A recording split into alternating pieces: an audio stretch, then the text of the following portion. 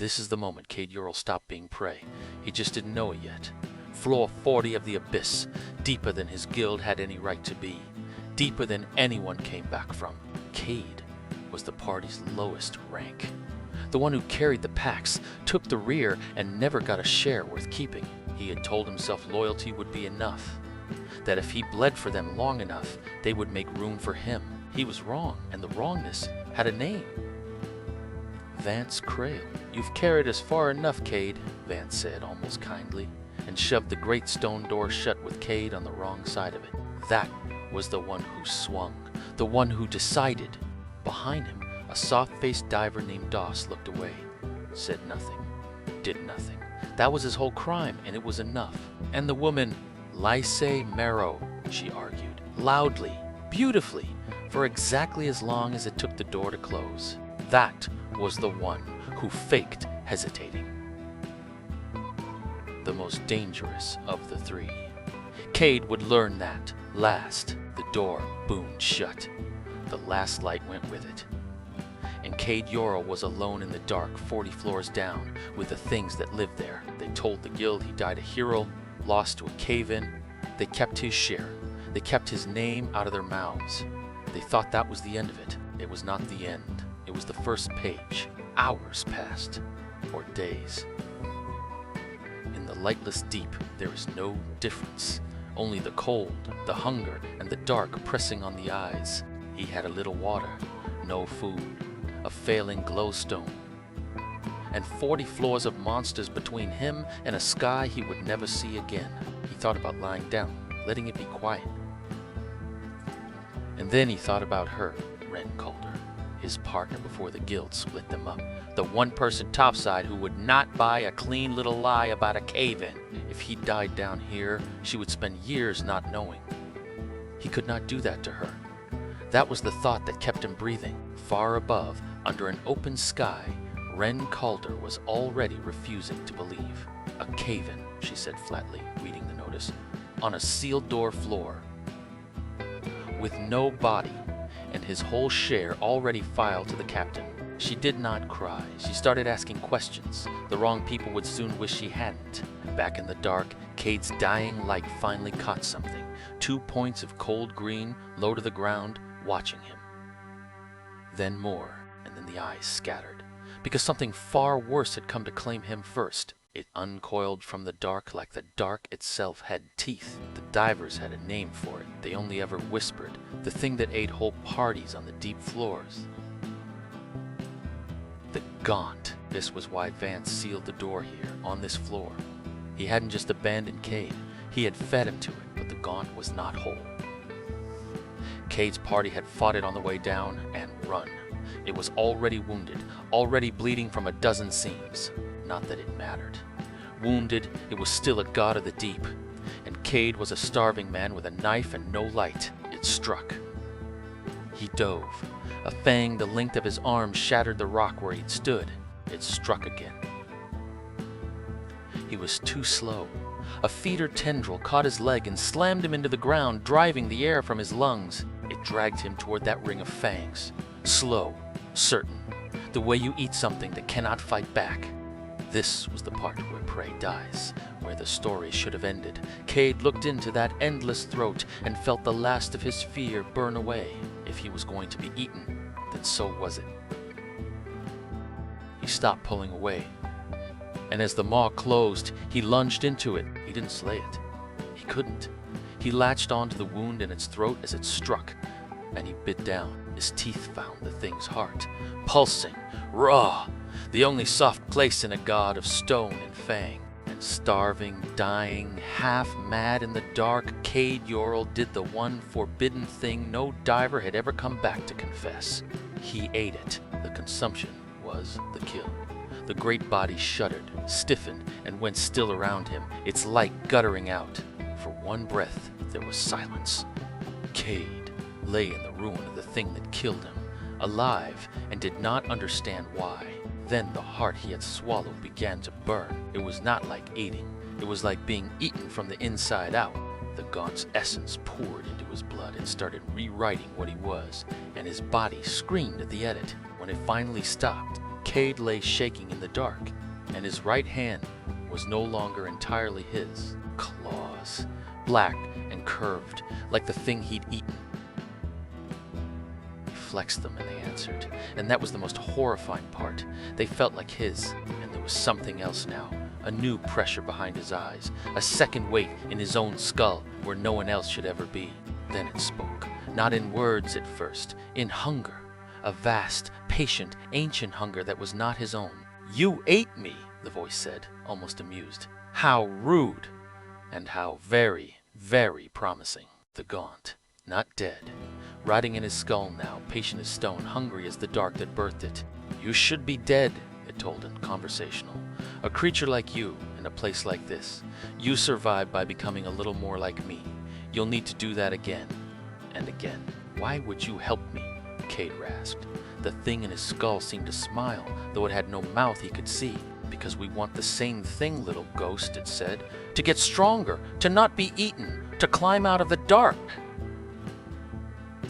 It was telling the truth. It was simply not telling all of it. What it did not say was that it had died down here for a reason, that it had been hunting something at the very bottom when Cade's party put a wound in it. What it did not say was that to finish that hunt, it would need a body. And Cade's was right there, warm, willing, climbing the wrong way. But that was a problem for later. For now, the voice was right about one thing: to live. Cade had to get stronger, and he had just learned how. He understood the rule now, written into his changed blood: consume a creature's heart, and you take a piece of what it was. But the dark had already taught him the cost. He looked at his clawed hand and tried to remember the last face he loved, and for one cold instant, he couldn't. Ren, her name he kept, her face, for that moment, the Gaunt had quietly eaten. It came back, but he had felt it go. That was the price. Every piece of monster he took would cost him a piece of the man. The meter had started, and it only ran one way. "It bothers you," the Gaunt observed, interested. "The forgetting. Good. Keep it. Whatever's left of your softness will keep you sane a little longer." Above, in an office she had no permission to be in, Ren Calder found the first thread of the lie. The party's logged route stopped at a sealed door on floor 40, but the door's seal record showed it was locked from the outside. "You don't seal a cave-in from outside. You left him," she breathed, "to an empty room. You didn't lose him. You left him." She did not yet know he was alive. She only knew the truth was filthy. Far below her feet, the man she was fighting for was learning to hunt in the dark. The Gaunt's gift was more than claws. Cade could feel the deep now, the warmth of living things, the cold of stone, the texture of the dark itself.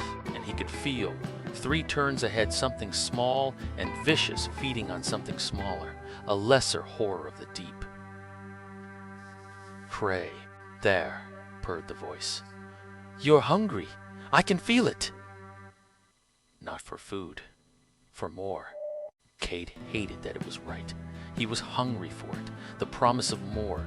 He told himself it was survival. He was already lying to himself the way the Gaunt lied to him. He stalked it the way the Gaunt's instincts taught him. Low, silent, patient. A man wearing a predator's reflexes like a borrowed coat. It never hurt him. His new claws found its throat, and his teeth found its core, and he took it. Cleaner this time, more certain. The change came faster, smaller, easier. A second graft, the black hide of the thing spreading in patches across his shoulder, turning blades. And the cost came with it, quiet as ever. This time, he reached for the sound of Ren's laugh, and found only the shape of it, the warmth gone out. 2 feasts. 2 pieces of monster gained. 2 pieces of the man, quietly gone. He was getting stronger. He was getting less. "You're doing well," the Gaunt said warmly. Too warmly. "Keep climbing. Keep eating. We'll be unstoppable together." Climbing. That word stuck, because the Gaunt kept saying, "Climb." And yet every time Cade reached for the way up, the voice grew faintly, patiently, restless. Cade Yorl had survived 2 lifetimes worth of being underestimated by trusting no one completely. He was not about to start with a monster in his skull. He pushed on, upward, through the black floors, eating only what he had to, hoarding what was left of himself like the last coins in a dying purse, and the deeper truth of his second life began to take shape. He was not just trying to survive, he had 3 names to carry back into the light. Vance Crail, who swung the door, Doss, who watched, Lysy Mara, who lied so beautifully he would not forget them, even as he forgot so much else. Revenge, the Gaunt mused, reading him. How small, how human. I can work with small and human. For now, after what might have been days, Cade climbed onto a wide, shattered ledge and felt, for the first time, the faintest breath of moving air. Real air. From above, a way up, a real one. Somewhere above this ledge, the abyss connected back to the climb floors, to the guild routes, to the surface, to her, to them. For the first time since the door closed, Cade Yorl let himself believe he might climb out of the dark. And the moment he turned toward the way up, the Gaunt, for the first time, pulled the other way. Not yet, it murmured. And it turned his gaze, gently, downward, to the black depths he had just escaped. There is something below worth far more than 3 small men above. What's down there? Cade asked, and the dark did not answer, and the thing in his skull only smiled its mouthless smile. 2 paths now. Up, into the light, toward the woman who hadn't given up on him, and the 3 who had. Down, into the dark, toward whatever the monster in his head was steering him to. He would climb. Of course he would climb. He had names to collect and a woman to reach, but the Gaunt was patient. The Gaunt could wait. After all, it was riding in his skull. And every floor he climbed, it would whisper. And every monster he ate to climb it, he would become a little more its kind. Far above, Ren Calder folded a stolen divelog into her jacket and walked into the captain's own guild hall to start asking dangerous questions to dangerous faces. She had no idea the man she was avenging was climbing toward her with a monster's claws and a dead god in his head. They would not recognize each other. Not at first. They sealed Cade Yorl in the dark to die. They were wrong about the dying. They were wrong about everything. The hunters had made themselves a predator, and he was climbing out of the dark to find them. He ate the thing meant to eat him. Now its hunger is his, and the bottom of the abyss is calling, and 3 traitors above are about to learn what crawled back up. Before this is over, Cade Yorl will climb out of the abyss that was meant to be his grave, and there won't be much of the man who fell in left when he does. This is what crawling out of the dark actually costs. They sealed him on floor 40 to die alone in the dark, so a coward could steal the hall. They were wrong about the dying. Something woke in him when he ate the thing meant to eat him. A voice with no body, ancient and patient. The Gaunt, a dead god riding in the back of his skull. To climb, he had to feed. Every floor of the abyss was a deeper monster, and every monster was a meal, and a power he could take into himself. He killed it the only way that mattered now.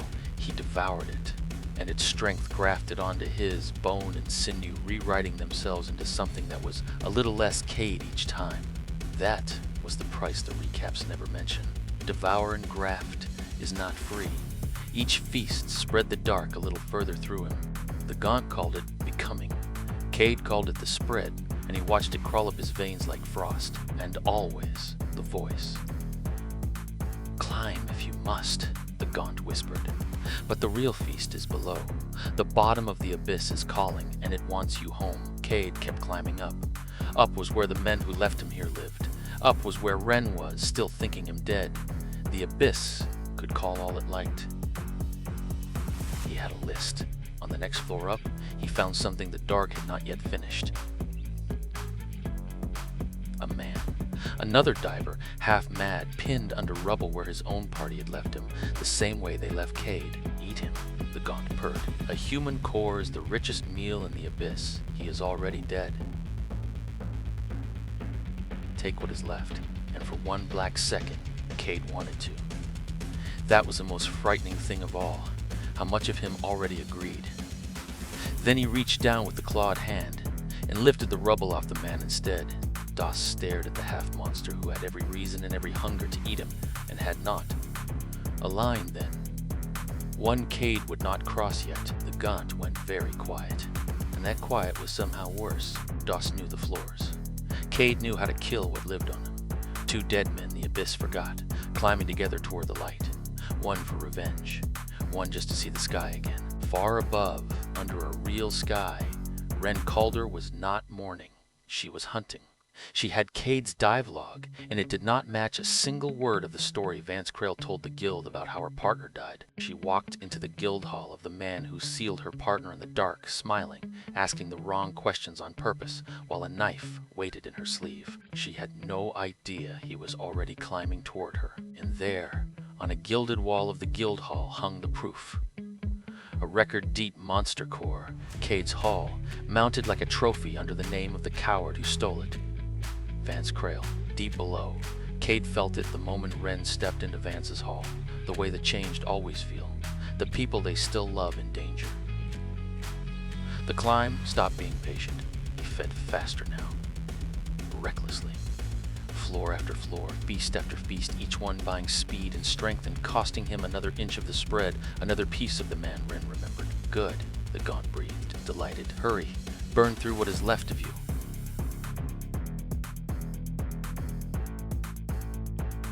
The faster you climb in a rage, the less of you decides what to do when you arrive.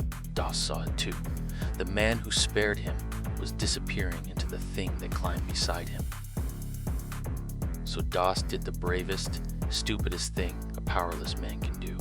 He grabbed the monster's arm and told it to stop, and it worked, barely.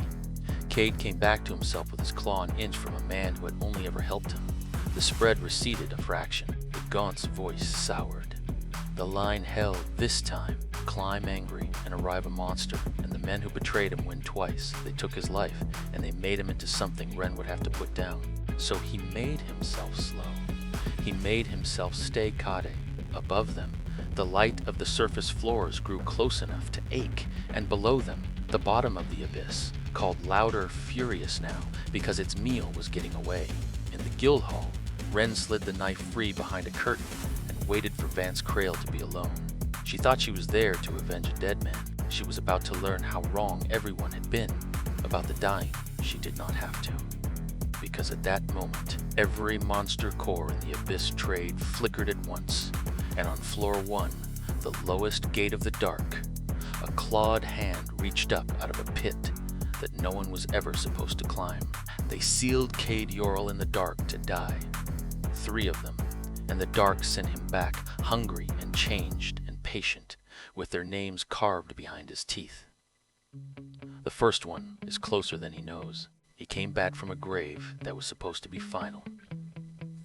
Now the guilds that grew fat sealing men in the dark are about to learn what climbs out of it. The hunt begins above, open sky. After everything the dark put into him, Cade Yorl drags himself out of the abyss and into the light, changed, monstrous, but alive. The man they sealed below to die has come back up, and far above, in a guild hall that already buried him, Ren Calder slides a knife free behind a curtain and waits for Vance Krail, the captain who sealed the door, to be alone. To understand how Cade clawed up 31 floors of hell, and what climbed up after him, go back 2 days. 2 days earlier. Floor 31 of the abyss. Cade climbs through dark that has started to smell wrong.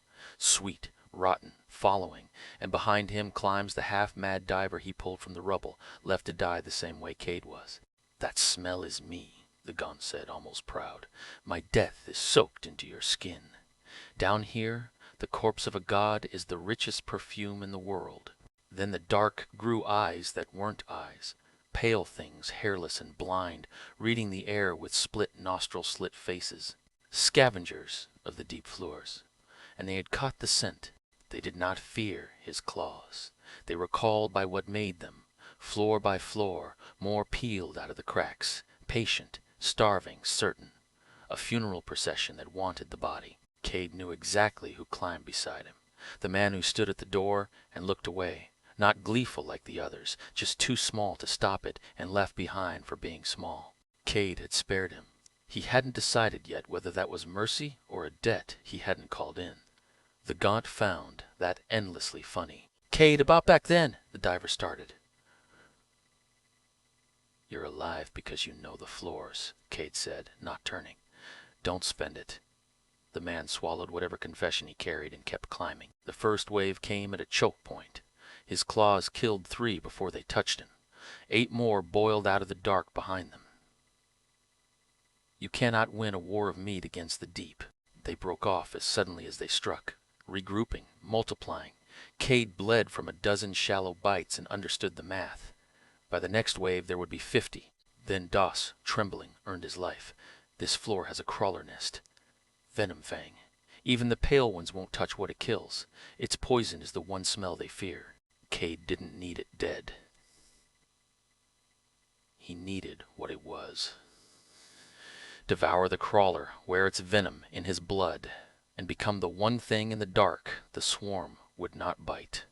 There it is, the Gaunt purred, delighted. You're not looking for a weapon anymore. You're choosing your next body part. You think like us now, little ghost. Cade looked at his clawed hand and counted what each feast had already cost. Her face, once. The warmth of her laugh. He had no idea what the venom would take. He went anyway, far above, in the Guild City, the morning after every monster core flickered at once. The Krail Guild did something remarkable. It closed a case faster than it had ever opened one. Official finding: Cade Yorl deceased. Cause: cave-in, floor 40. Captain Vance Krail cleared of all fault. Filed, sealed, finished. Ren Calder read it twice and felt the lie in every line. Sign here to acknowledge, the clerk said. Ren signed nothing. She tore the report down the middle and laid both halves on his desk. He was buried alive. I can prove the door. A gloved hand gathered the torn halves.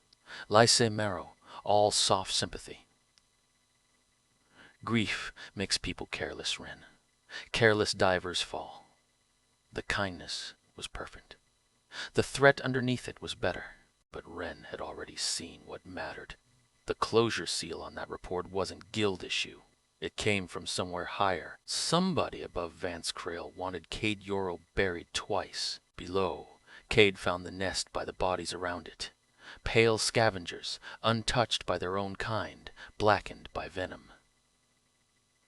Inside the bone-littered dark, something long and segmented breathed. It came out of the wall like a whip of armored segments, horse-sized glass fangs weeping green. Fast. Faster than him. Every pass opened him somewhere new. He couldn't catch it, so he stopped trying. He planted his grafted arm in its path and let the fangs sink in, and while venom hammered his heart, his claws closed on its skull. Pinned to its own bite, it couldn't whip away. Cade tore through its throat plates to the pulsing core beneath, and there in the dark he did what he was now. He fed. The venom stopped fighting him and joined him. Green threads lit along the black veins of his arm. His canines lengthened. The crawler's poison was his now, sweating from his claws. The cost came quietly, at the worst moment. He bit a ration bar to steady himself and tasted nothing. Ash. Only the feast had flavor now. The Gaunt called that focus. Cade called it theft. Then the swarm hit the nest. Not a wave this time, a flood. 50 pale bodies whoring over bone, and Doss screaming, and nowhere left to climb, and every graze killed. A slash of venom-wet claws dropped each scavenger mid-leap, swelling and black. He poisoned the bull at the swarm's heart, and the flood broke around its corpse and ran. In the quiet after, Doss watched Cade lick ichor from his claws and smile without knowing it. "You smiled," Doss whispered. Cade stopped. That frightened him more than the swarm had. Topside, Ren pocketed the torn corner that carried the strange high seal. The Guild wanted the case closed. Fine. She would open something they couldn't close. Quietly. Starting tonight. Understand what you've done, the Gaunt murmured, satisfied. 2 cents ride you now. Mine, and the crawlers. Every feast makes you louder. Soon everything in the dark will know exactly where you are. Then Cade replayed the swarm in his head and went cold. The pale ones hadn't climbed the floors hunting him. They had been fleeing, upward. Scavengers run from only one thing. A bigger eater. For the first time, the dead god in his skull had nothing clever to say. Whatever emptied those floors, the Gaunt did not want to meet, and the Gaunt had never been afraid of anything. Far below, the thing the swarm fled tasted dead God on the air and liked it. It was not staying down there. It was climbing toward the surface, toward Cade, and it was hungry enough to swallow a God whole. Wren Calder hasn't slept since she tore that report in half. So when the lamp oil burns low and she sees the shape in the alley below the guild hall, lean, wrong-shouldered, still as a held breath, she tells herself grief is playing tricks. Then it looks up, and her own name dies in her throat. It has Cade's height, his hunch, the way he favors his left. But one eye throws the lamplight back, gold and slitted, and something dark and plated runs from his hand to his jaw. The dead don't climb out of the abyss. Whatever this is did, hours earlier. Cade Ural had dragged himself out of the dark with one thought. Still intact, Vance Crail sealed the door and walked away to count the hall. He came up out of his own grave to collect that debt. The Crail Guild Hall blazed with victory lamps. Cade stood in the dark across the square and watched the captain laugh through a lit window. One throw of what he was now, and it would be done. Then a smaller window, and behind it, Wren, piecing him back together from paper because she wouldn't let him be a cave-in on a clerk's ledger. The one person still treating him like a man. He had rehearsed every word for Crail. He had none for her. Not for the gold in his eye, not for the chitin on his arm, not for the thing in his skull that purred when he thought about feeding. She would look at him and still see Cade. He couldn't bear to watch that be wrong. She came down to the alley because she had to know. She said his name once, soft, a question. He let her see exactly enough to be sure, and not enough to understand. And then he ran, the way nothing human runs. Wren tore after him through the gutter streets, calling a dead man's name, losing him at every turn where the dark ran deepest, because he wanted to be lost. You came up to kill him, man, the Gaunt murmured, almost kind, and you can't even let your friend look at you. There's nothing for you up here, Diver. Only down. It didn't have to push hard. Besides, the thing you woke is climbing. Every floor it eats, it remembers you better. Run to the light and it follows you into a city. Go down, and at least the dying is yours. He told himself that was a reason. So the only man ever to claw out of the abyss climbed back into it, past the warning scratches, past the husk shells, down toward the throat, deep sound that had started saying his name. He wasn't the only one who'd seen a ghost. From the hall steps, Vance Crail caught 1/2 second of a face he'd left to rot and went cold to the bone. Crail hadn't killed Cade for a grudge. He'd done it on a commission sealed from somewhere far above the guild for a payment that would end him if the buyer learned the job came back breathing. A dead Cade was a closed account. A living one was a noose. So the captain, who swore he'd never go below the 3rd floor again, started pulling gear from a locked cabinet. If the anomaly was real, it had gone back down. This time, Vance Crail would make sure of the body himself. Wren stood at the lip of the breach where his trail went cold and the dark air came up. And she did not climb in. She was a hunter, not a fool. The abyss had taken him once already. She went home with nothing she could prove, and one thing she couldn't unfeel: the dead don't run. Whatever she chased had been alive, or had been something wearing the shape of the boy she'd signed onto her first crew. She didn't know if she'd seen Cade or a thing that used to be him. But for the first time since the report, she had a question worth more than the answer the guild had handed her. She began writing down everything she remembered before the certainty faded. 3 of them turned toward the abyss that night, a half-monster descending toward the thing that hunts him, a murderer descending to bury his crime a second time, and a friend who stayed in the light, holding the one dangerous thing the dark hadn't killed: hope. The abyss, patient as ever, had room for all 3. Cade can devour monsters to take their power, but every feast eats a piece of his humanity, and a dead god's voice now lives behind his eyes. He climbed all the way out of the abyss once. Then he turned around and walked back down into the dark, alone, on purpose. The hunger he refuses to feed is the last human thing he has left. The deep took him back without a sound. He is descending toward the one thing down here that has been hunting him since his very first feast. No party, no lantern line of friends, just a starving half-monster and a patient voice that wants him to stop pretending he is still a man. The graphs do not fast. Unfed, they begin to feed on him instead. The carapace flaking, the venom veins dimming, muscle melting off his frame to keep the monster parts alive. His own power has started eating him from the inside. The gaunt sighed in his skull. This is foolishness. The dark is a pantry, and everything in it is a meal-wearing armor. Feed, and the weakness ends in a single bite. He remembered the alley, the lamp burning low in her face when his eye threw the light back gold and slitted when she saw the black plate running up to his jaw. Ren had found him. He could have spoken. Instead, he ran. He did not run because he feared her. He ran because of what comes next. Every feast takes a little more of him, and he will not let her stand there and watch the man she knew get eaten from the inside. So he came back to the only place a monster belongs. Down here there is nothing left to ration but his own hunger. So that is what he rations. Starve the grafts and stay the man. He cannot cure the hunger. He can only hold the line against it, one refused meal at a time. Far above him, in a rented room with the lamp turned down, Doss has not gone home in days. He flinches at every step in the hall, hiding from the men who paid to seal that door and who never leave a witness breathing, and hiding from a worse sound. The day Cade climbs out of the dark and remembers the face that only watched. Across the city, Ren worked the stolen page by lamplight. One sheet of the commission that ordered Cade's death, stamped with a strange high seal that belonged to no guild and no crown. She had stopped asking who he was. She had started asking who wanted him gone. So she went where commissions are born and went cold. The same seal, stamped fresh, on contracts issued this very week. Whoever buried Cade is not history. They are still ordering dies right now, and one of them points straight at the grave they dug for him on floor 40. Below, the abyss did something cruel. It offered him exactly what he needed, a grotto of grazers, blind and soft and slow, glowing amber in the fungus fields, a core in every chest, a feast that could not even run.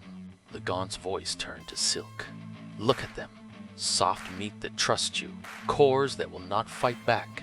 Take 3 and you will walk out of here, a king. This is the abyss being kind, little ghost, and it is never kind twice. Cade killed one anyway, quick and clean, the old habit of a man who used to have someone to feed. Then he stood over the free amber core, pulsing, and his for the taking, and he turned his back and walked away with his hunger screaming, and the line still held. The gaunt's contempt filled his skull like cold water. Mercy is a surface word.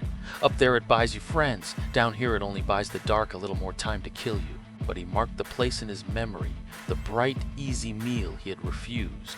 A man keeps a private ledger of the things he did not do. Down here, it is the only proof he has left that he is still a man, and not yet the monster. Then the rationing came due. His vision grayed at the edges, his claws shook on the holds, and with no one left to catch him, his grip simply failed. He fell, and the fall rang the stone like a struck bell, and on these floors something is always listening to the stone. The floor began to breathe, a slow swell of rock rising and falling beneath his boots. And the gaunt said the worst sentence in the deep floor manuals, almost lovingly. Something is swimming in the rock, little ghost, and it has heard your heart. It breached like a whale of granite. The blind burrower, a plated wedge of skull and a maw split into 3 rings of grinding teeth. It has no eyes. It does not need them. Down here, your heartbeat is a torch you cannot put out. It was smart the way old things are smart. It did not chase him. It collapsed the tunnels instead, every exit slamming shut in falls of rock, the gallery shrinking around him like a closing fist. Starving, he met it and learned exactly what that costs. His claws skated off its stone plates. His venom could not reach flesh. His strikes came a half second late, and in the deep, a half second is a eulogy. And then the dead end, cornered and spent with his claws shaking and nowhere left to run. The gaunt did not gloat. It purred, almost gentle. Now you understand. Mercy down here is only a slower kind of suicide. 2 roads in a single breath. Starve and die with his humanity whole. Feed and live as the thing wearing his face. He thought of the easy core he had walked away from, and of her face in the alley, and he made his choice. He would live, but on his own terms, not the Gaunt's. Strength was not the plan. The plan was its blindness, because it hunts the drumbeat of a living chest. So Cade did the impossible thing and went utterly still, his breath shallow and his heart slowed, until he was just a stone among stones. Then he gave the dark the one sound it could not ignore. For a single deliberate moment he let his heart pound, loud and alive, a lure thrown out into the black. The burrower turned its entire world toward that heartbeat, and it lunged. Mid-lunge, its soft parts opened, the three-part maw spreading wide for the kill. Cade came off the floor like a thrown knife, and went in through the only door it had, straight into the mouth. Again, his claws found the core pulsing behind its throat, and he did the thing the dark had made him for. He fed. The consumption was the kill, and the mountain of plates shuddered once and became a cave. The new graft settled into him like a second skeleton, thin sensory ridges tracing his temples and his forearms, and the dark turned legible. Tremor sense. Every footstep and every heartbeat and every moving thing for floors, drawn for him in ripples across the stone. The cost came due in the quiet afterward. He reached for his canteen out of long habit, and his body simply did not answer. The feast had eaten his hunger itself. He will never want ordinary food again. Only the monster's appetite is left. He tried to call up her voice the way she had said his name in the alley before he ran, and it came back to him thinner than it had been only yesterday. That is the true price. Every feast buys his survival with another piece of her. I have become the monster, he told the dark. The Gaunt answered almost tenderly. No. I fed the man. The monster only came along with him. And there is no longer any door between the two, little ghost. Then he pressed his palm flat to the floor and read the whole abyss for the first time. The grazers far behind him, the fear of the men who buried him somewhere far above, and below, filling 2 entire floors with its tread. The climber. Close now. So close. Far above, in his rented dark, Doss heard boots stop just outside his door and forgot how to breathe. Far below, Cade went perfectly still for the very same reason. 2 men hiding from the same long dark at opposite ends of it, and as Cade listened to the climber, it stopped perfectly still, listening back. Then the vast thing changed course dead onto his path and began to run. Good, the Gaunt purred. Dinner is coming to us. The climber came up through the rock like a flood, 2 floors of it, straight at him. Cade did not run. He set his back to the stone, read its charge in the ripples, and hunted the one thing worth killing.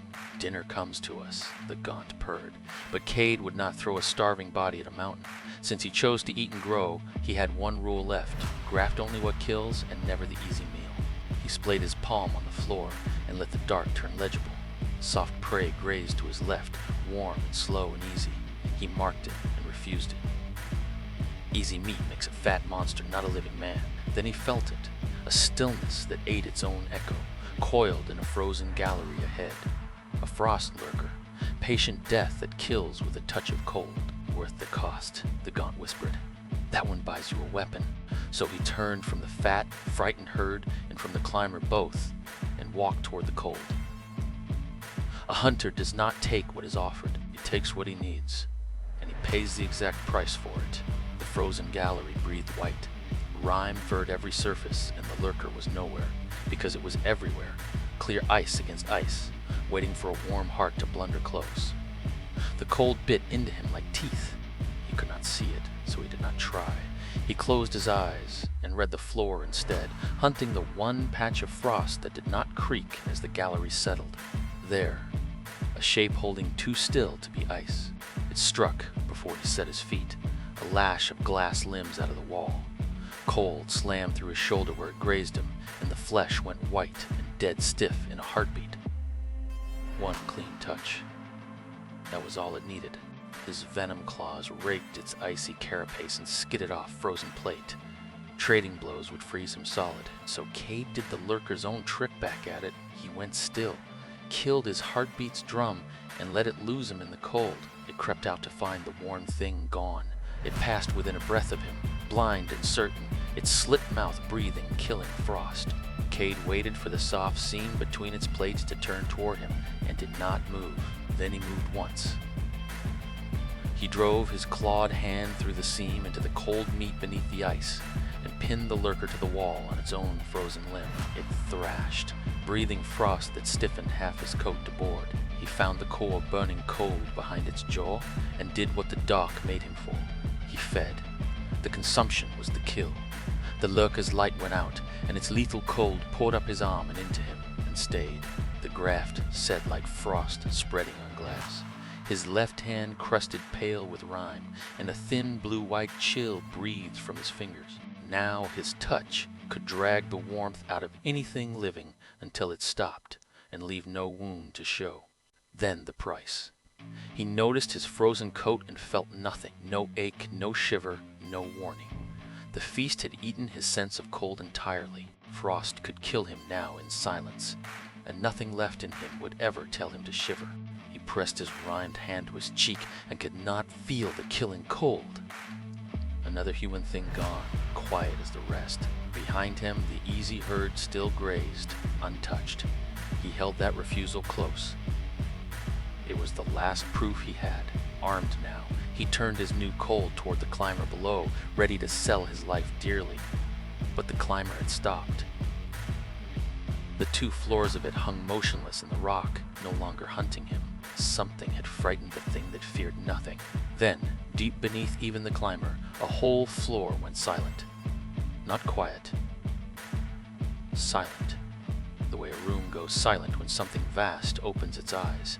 Cade's trimmer sense showed him nothing there at all, as if the stone itself had stopped breathing, and the climber ran. Upward, away, in blind panic, the mountain that had meant to eat him now fleeing something worse below. Whatever had woken down there had emptied a floor the way Cade's swarm once fled him, only larger, far larger. For the second time ever, the gaunt had nothing clever to say. Then, low and unlike itself, "Run, little ghost." That is older than me, older than the floors. It should still be sleeping. Dread in a dead god's voice was answer enough. Cade held still and listened toward it, and the silence listened back. Down in the empty dark, something ancient felt the thin new sense reaching for it, and turned. Not fast, certain, the way you turn toward a voice that has said your name. Far above, in daylight that never reaches him, Wren Calder hit stone. She carried her high seal to every register in the city, and every one of them had never seen it. No guild, no crown, no record anywhere that it exists. Worse than blank pages, blank faces. Every clerk she pressed when practiced, still at the sight of it, then forgot her question. Someone had not just buried the record, they had taught the whole city to stop remembering it existed. Paper was a dead end. Whoever reached above the guilds could scrub any page clean, so Wren stopped chasing ink and started counting the living. Someone stood on that floor 40 dive and still breathed. Find that person, and the seal would not matter. She ran the roster of that dive, the dead man, the captain who cleared himself, the officer with the perfect sympathy, and the nervous one who watched. Doss, buried with the rest. Except, the docs whispered. A dead man walked. She was not the only one to hear it. In a lamplit back room, the men who sealed that door went still. One of the dead had been seen breathing. A buried witness could still talk. They sent someone to make the grave true. Doss had not slept in days. Back to the door, escape bag packed. He did not fear Cade. Cade had hauled him from that grave and let him live. He feared the men who sealed it and his own coward silence. Then boots on the stair, too even to be a neighbor. They stopped outside his door. A gloved hand tried the latch, slow and patient. Doss did not breathe. The men who sealed the deep had found the last witness left alive. The latch held one heartbeat too long, and that heartbeat saved him. Doss went out the window into the wet dark and ran. No plan, nowhere safe, one certainty beating in him. He could not stay hidden, and he could not survive alone. Cade crouched over the silent deep, a killing cold in his hand he could not feel. Below him, an old god turning his way. Above, a woman and a coward he could not reach. For once the gaunt pulled him nowhere. It was only afraid. Far above, two people who had not spoken in a year were driven onto the same street by the same dark. One asking what happened on floor 40, one finally ready to answer if he lived to reach her. Neither knew the other was moving. Then, far below, the silent floor took one breath. A single slow pulse rolled up through the stone and passed through Cade like a hand laid flat on his heart. It knew he was there now, and it was, very patiently, beginning to climb. If you enjoyed this video, don't forget to like, share, and subscribe!